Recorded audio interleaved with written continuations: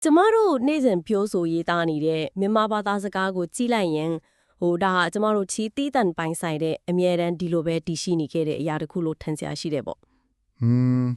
လူတိုင်းကအဲ့ဒီလိုပဲတင်တတ်ကြတာပါပဲ ဒါပေမဲ့တကယ်တမ်းကျတော့ဒီဘာသာစကားနဲ့စာပေဟာနတ်ဒီဝါတွေနဲ့အပြိုင်မှန်ရန်ကိုစမ်းသပ်ခံခဲ့ရတဲ့900စုကယဟန်တော်တစ်ပါးအကြောင်းဒီပါနေတယ် ခုပါတယ်နောက်ပြီးလုံးဝပျောက်ကွယ်သွားပြီဖြစ်တဲ့ဖြူစာကိုကြောက်စာတိုင်းတစ်ခုကနေပြန်ဖော်ထုတ်ခဲ့တဲ့အနောက်တိုင်းတုတေတီတီအကြောင်းလည်းပါသေးတယ် အဲ့ဒါအပြင်ဗုဒ္ဓဘာသာကျမ်းဂန်တွေကိုအနက်ရှိုင်းဆုံးနားလည်ခဲ့တဲ့ခရစ်ယာန်ဘာသာဝင်ပညာရှင်ကြီးတူဦးစတဲ့မတူကွဲပြားတဲ့သမိုင်းဝင်အဖြစ်ဖြစ်တီပုံကိုယ်တွေရဲ့လက်ရာတွေနဲ့ပုံဖော်ထားတာလို့ပြောရင်ယုံနိုင်ပါမလား တကယ်ကိုစိတ်ဝင်စားစရာကောင်းတဲ့သမိုင်းကြောင်းတွေပါ ဒီကနေ့ကျမတို့ရဲ့အရင်အမြင့်စာရွက်စာတမ်းတွေလည်းကိုနက်နက်ရှန်ရှန်ဝင်ရောက်လေ့လာမယ့်အစီအစဉ်မှာအဲ့ဒီအကြောင်းအရာတွေကိုတေချာလေးဖြည့်ကြည့်တော့ကြမှာပါ ဒီကနေ့ဆွေးနွေးမှုတွေအဓိကအခြေခံထားတဲ့လျင်းမြေတီကတော့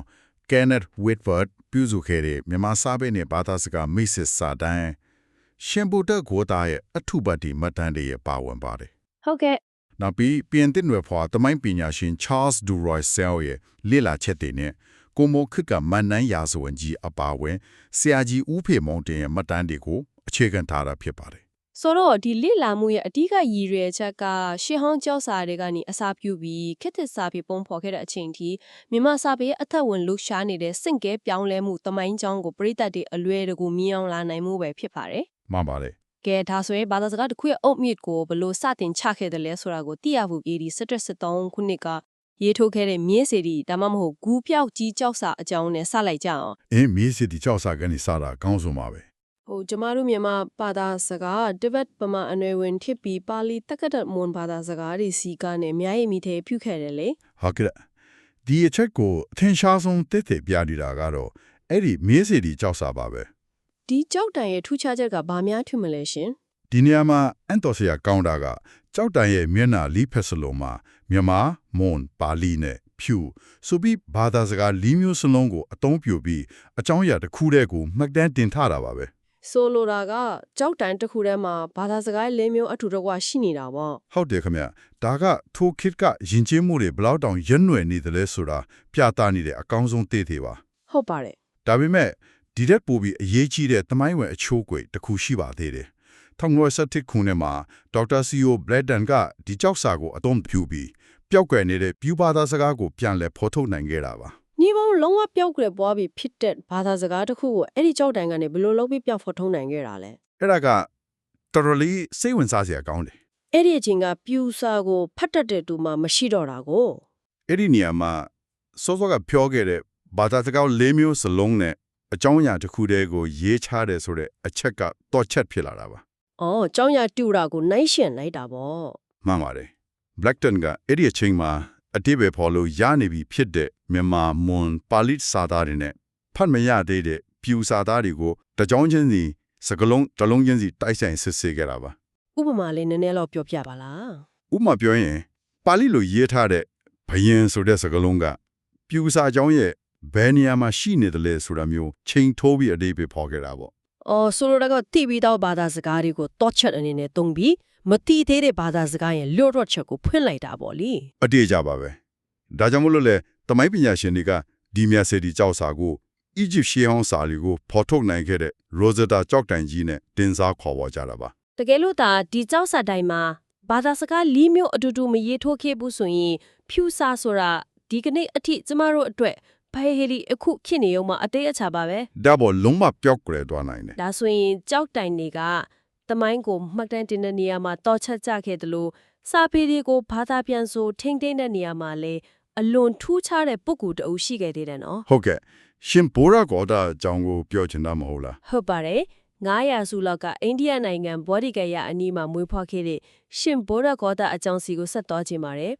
်သူ့ရဲ့ဘဝဆက်ကြောင်းကတကယ်ကိုရုပ်ရှင်ဆန်ပါတယ် တကယ်စိတ်ဝင်စားဖို့ကောင်းတဲ့အချက်ကဒီမှာပါခင်ဗျာ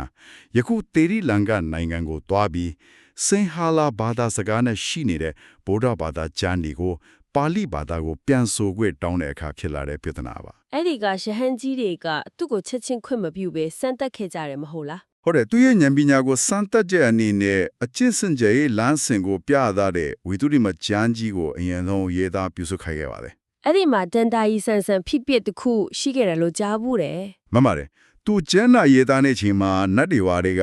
ကသူ့ရဲ့စူးစိုက်မှုနဲ့မှတ်ဉာဏ်ကိုစမ်းသပ်လို့တာကြောင့်သူရေးထားတဲ့ပေစာတွေကိုနှစ်ကြိမ်တိုင်းဖျောက်ဖျက်ပစ်ခဲ့တယ်လို့ဆိုပါတယ် ဟာဆိုတော့သူအစားနဲ့ပြန်ရေးရတာပေါ့ ဟုတ်တယ်အစားကနေပြန်ရေးရတာ စမင်းနာယာချီတဲ့ဂျန်းကြီးကိုမူလာရေးထားတဲ့အတိုင်းပြန်ရေးရတာဆိုတော့တမန်မညံမျိုးနဲ့ဆိုလုံးဝမချစ်နိုင်ဘူးလေ မှန်တာပေါ့ဒါပေမဲ့သူကနောက်ထပ်အတက်ပြန်ရေးပါတယ်သုံးချိန်မြောက်ရေးပြီးသွားတဲ့ခါမှာတော့နတ်တွေကဖျောက်ထားတဲ့ရှေ့ကနှစ်ချမ်းကိုပြန်ပြလိုက်ပါတယ် အဲ့ဒီတော့၃ကျန်းစလုံးကိုတိုက်ကြည့်ကြတာပေါ့ ဟုတ်ကဲ့အဲ့ဒီခါမှာကျန်းလုံးစုစလုံးကိုတိုက်စစ်ကြည့်တော့စာလုံးတစ်လုံးအထီးပဲတစ်ချက်လေးမှမလွဲပဲထထတဲကြနေခဲ့တယ်လို့မှတ်တမ်းတွေကဆိုပါတယ် အတော်လေးကိုအန်တော်ဆရာကောင်းတဲ့အာယုံစူးစိုက်မှုပဲ တကယ်ကိုထူးခြားတဲ့စွမ်းရည်ပါပဲ ဒီလောက်ရှည်လျားတဲ့ကျန်းစာကြီးကိုတတဝေမတိန်ပြန်ရေးနိုင်တယ်ဆိုတာကသူ့ရဲ့ဥနောက်စွမ်းရည်ဘလောက်မြင့်မားတလဲဆိုတာပြနေတာပါပဲ ဒါကြောင့်မလို့လေယနေ့ခေတ်စိတ်ပညာရှင်တွေကရှင်ဘုဒ္ဓဝါဒကိုအထူးတက်လေ့လာကြတာပါ သူရေးခဲ့တဲ့အကြောင်းအရာတွေကစိတ်ပညာနဲ့ဆက်ဆက်နေလို့လား ဟုတ်တယ်ခင်ဗျာသူ့ရဲ့ဝိတူဒီမှကျမ်းကြီးထဲမှာလူသားတွေရဲ့စိတ်အာယုံစူးစိုက်မှုမဉဏ်ထစ်စင်တဲ့အထူးသဖြင့်ကသိန်းရှူခြင်းလိုမျိုးတရားအထုတဲ့နီးစနစ်တွေကိုစနစ်တကျခွဲခြမ်းစိတ်ဖြာပြတာထားတာတွေဟာအလုံးကိုစိတ်ပြန်နေကြပါပဲ ။အော်သူအထေရဝါဒဗုဒ္ဓဘာသာရဲ့ theory ပိုင်းနဲ့လက်တွေ့ပိုင်းကိုပါကြီးမားစွာလွှမ်းမိုးနိုင်ခဲ့တာကို အတိအကျပါပဲ ပါဠိဘာသာစကားရဲ့လွှမ်းမိုးမှုတွေဘာသာရဲ့ဆုံးမစာတွေကနေတဆင့်ကျမတို့မြန်မာစာပေအကြောင်းအရာတွေဘလို့ပြောင်းလဲလာတယ်လဲဆိုတာဆက်ကြည့်ရအောင် ကောင်းပါပြီ KSS အပြောင်းလဲလေကြလေ့လာစရာပါ ။အင်ဝခေတ်တုန်းကဆိုရင်ရှင်မဟာသီလဝန္တရှင်မဟာရထဇာရတို့လိုယဟန်စာဆိုတော်ကြီးတွေကဗုဒ္ဓဝင်ဇတ်တော်တွေကိုအခြေခံပြီးပြုတ်မကွန်းဒီအဓိကရေးဖွဲ့ခဲ့ကြတယ်လေ ဟုတ်ပါတယ်အဲ့ဒီခေတ်ကဘာသာရေးကိုအဓိကဦးစားပေးခဲ့ကြကို ဒါပေမဲ့တောင်မူခေတ်ကိုရောက်လာတဲ့အခါမှာတော့စာပေရဲ့ဥတီချက်ကနန်းတွင်ရေးသူရဲကောင်းဖွဲ့ဒီစီကိုလှည့်လာတာတွေ့ရတယ် အဲ့ဒီအပြောင်းလဲကအတော်လေးတည်တာပါတယ်နတ်ချင်အောင်လိုမျိုးနန်းတွေးသားစစ်ဖေးနေကိုယ်တိုင်ကရတုအေချင်းဆိုင်အချစ်ဖွဲ့လွမ်းဖွဲ့ကြပြားတွေကိုအနုစိတ်ရေးဖွဲ့လာကြတာပါ ဘာသာရေးတက်တက်ကနေလူသားတွေရဲ့နေ့စဉ်ခံစားချက်တွေလောကီရေးရာတွေစီကိုစာပေကတိုးချဲ့ဝင်ရောက်လာတာလို့မြင်နိုင်တာကော မှန်ပါတယ်အဲ့ဒီကနေသစင်ဂုံးမောင်ခေတ်ကိုရောက်တဲ့အခါမြန်မာစာပေရဲ့ရွှေခေတ်လိုတောင်ကျင်စားကြပါတယ် အထူးသဖြင့်ထိုင်းရိုးရာယဉ်ကျေးမှုတွေဝင်ရောက်လာပြီးနောက်မှာရာမယကန်လိုမျိုးစာပေတွေဥပုညရဲ့ပြည့်စက်တွေထွန်းကားလာခဲ့တယ်နော် နန်းတွေးမှာတင်မကပဲတာမန်လူတုနဲ့ပါတိုက်ရိုက်ထီတွေ့တဲ့အမှုပညာဖန်တီးမှုတစ်ခုဖြစ်လာတာပါ နောင်ပြီး18ထက်စနစ်ခုနဲ့ဘယ်ရောမီလက်ထက်မှာပြိုးဆိုခဲ့တဲ့မန်နန်းရာဇဝင်ကြီးအကြောင်းလည်းပါသေးတယ် ဒီချက်ကိုပိုးချေပြတဲ့ရှုထောင့်ကနေချိတ်ဆက်ကြည့်မယ်ဆိုရင်ပြင်သစ်ပညာရှင် George Codes ရဲ့တုံးတက်ချက်ကအတော်လေးမှတ်သားစရာကောင်းပါတယ် ဘယ်လိုမျိုးသုံးသပ်ထားလို့လဲ အဲ့ဒီခေတ်ကတမိုင်းရေးသားခြင်းဆိုတာယနေ့ခေတ်လိုခုနှစ်တက္ကရာတည်းအချက်လက်တွေကို6ကက်ကမှတန်းတင်တာမျိုးမဟုတ်ပါဘူးတဲ့ ။အော်အချက်လက်တက်မဟုတ်ဘူးပေါ့ ဟုတ်ပါတယ်အလွန်ကိုစိတ်ကူးရန်ဆန်နေ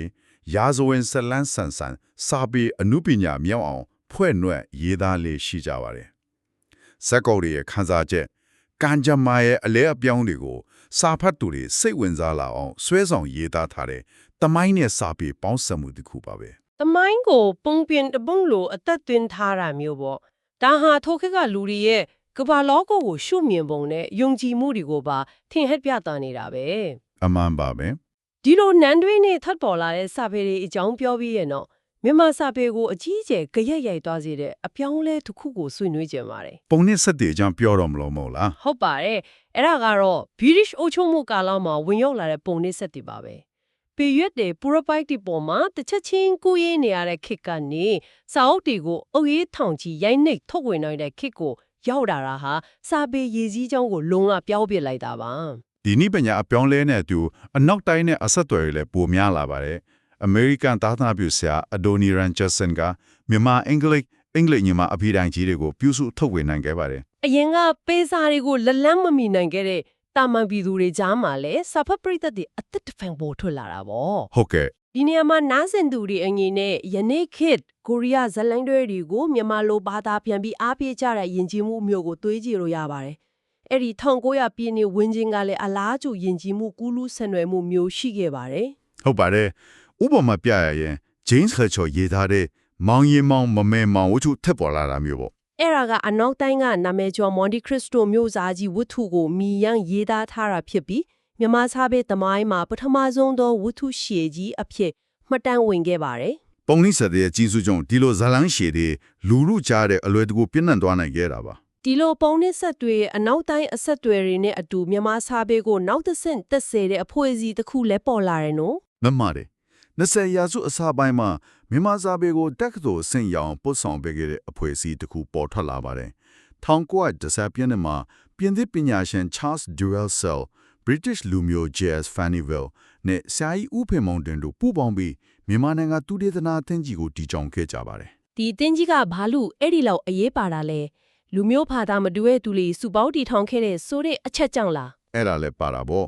့အရင်ကတီချာစီထွနေတဲ့မြန်မာတမိုင်းယဉ်ကျေးမှုနဲ့စာပေတွေကိုစိတ်ပိုင်နီးကြစနစ်တကျဖော်ထုတ်ဖို့ပညာရှင်တွေအားလုံးလူမျိုးနိုင်ငံသားမခွဲကြပဲစူးစီးလိုက်နိုင်ခြင်းပါပဲ သူတို့ရဲ့အဓိကရည်ရွယ်ချက်ကဘာများဖြစ်မလဲ သူတို့ရဲ့ရည်ရွယ်ချက်ကမြန်မာယဉ်ကျေးမှုကိုကဘာကတီးအောင်စနစ်တကျမကြမ်းတင်နိုင်အောင်ကြော်ပန်းခဲ့ကြတာပါ ဒါဆိုရင်ဒီအချက်တွေအားလုံးကဘာလို့ဆိုလိုတာလဲဒီထဲမှာဆရာကြီးဦးဖေမော်တင်ရဲ့အခန်းကဏ္ဍကအင်မတန်ထင်ရှားပါတယ် ဟုတ်ကဲ့ဆရာကြီးရဲ့အကြောင်းကတော်တော်လေးစိတ်ဝင်စားဖို့ကောင်းတယ် ဆရာကြီးကအသက်24နှစ်ရွယ်လေးနဲ့အသက်အငယ်ဆုံးပါဠိပါမုခထက်လာခဲ့သူပါပိုပြီးစိတ်ဝင်စားဖို့ကောင်းတာကဆရာကြီးခရိယန်ဘာသာဝင်တူဖြစ်ပေမဲ့ဗုဒ္ဓဘာသာကျမ်းဂန်နေပါဠိစာပေတွေကိုဘယ်သူနဲ့မှမတူအောင်ထဲထဲဝင်ဝင်တိကျွမ်းနားလေသူတူဖြစ်နေတာပါပဲ